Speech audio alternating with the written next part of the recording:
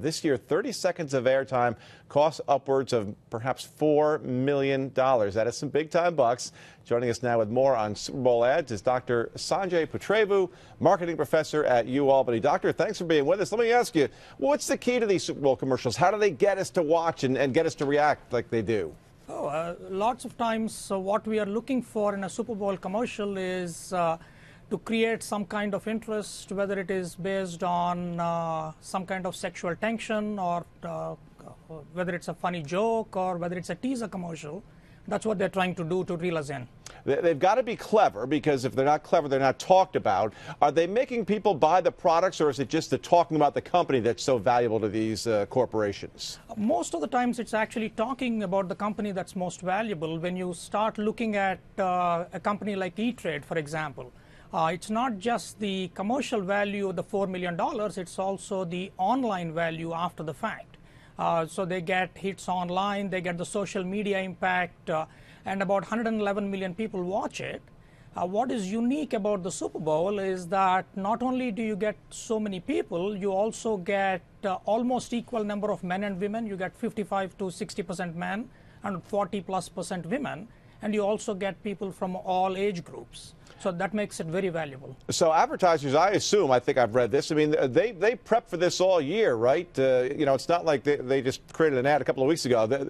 They know this is big time to them, and they've got to be ready. Yeah, this is actually a very big deal. For a lot of companies, it's actually upwards of 10% of their annual advertising budget. So they tend to spend a lot of effort making these ads.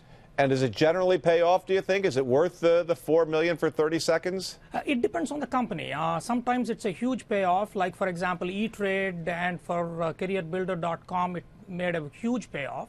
For other companies, it did not. So it's kind of, you can't really say that it will always pay off. But there are some of the established companies, they have no choice. They have to be there because otherwise people will miss them. And is there any fear that as they prep these commercials, that expectations are set so high for a Super Bowl commercial that, you know, they could have a great spot, but if it's not, you know, that Super Bowl worthy spot, it's actually a letdown. It falls flat.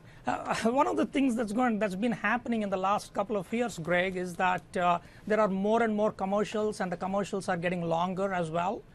So one of the issues that's going to come up relatively soon is getting lost in the clutter. Even though it's the Super Bowl, we are likely to have about 45 to 47 minutes of advertising during the game today. And what do you think of this new trend, you know, having contests, basically, letting the public make its own commercial, have a winner, and it's a homemade commercial?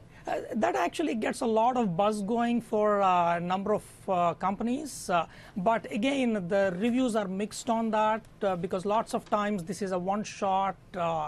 Given that we are going with longer commercials, it's not $4 million, it's more like $7–8 million, because if you are doing a 1-minute commercial, so do you really want to take the risk of somebody else making the commercial? Boy, they better come through if that's the case. Well, Dr. Sanjay Putrevu, thank you so much for joining us. That's interesting stuff. I can't wait to see them. You looking forward to it? Me too, yes. I'm hoping my students will see them as well. There you go. Thanks, Something Greg. to talk about in class afterwards. Thank you so much for joining us.